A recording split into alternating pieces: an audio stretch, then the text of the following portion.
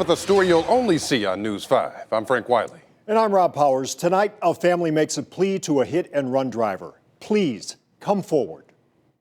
That's cruel to not stop and see if somebody okay. Like, you just never know. Like, you probably could have saved him if you would have just stopped. That driver killed 64-year-old George Fry Friday night. An Army veteran, a beloved family man. Tonight, those loved ones sit down with our Bob Jones to discuss how they're trying to come to terms with what happened. He's going to be missed. He's going to be missed by a lot of people. Charlotte Fry remembers her husband of 23 years, George Fry, as outgoing and funny. He was loving, he was kind, never messed with a soul. George was also a veteran, served in the Army for 13 years, and he was a grandfather. When my babies was small, he used to play the guitar until they went to sleep. So he was a good guitar player. But now the family is forced to live without George after he was killed by a hit-and-run driver. It's terrible. It's terrible.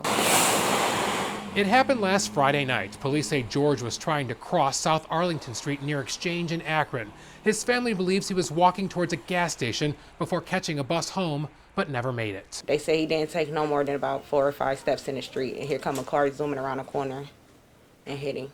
George died at the scene. Police say the driver of a dark SUV, which now should have front-end damage, took off. I can't run over no human and just keep on going. I can't do it to a deer and keep on going, let alone a human being. Every night since the accident, George's daughter returns to the scene and brings balloons and candles, and then sits and wonders who could do such a thing.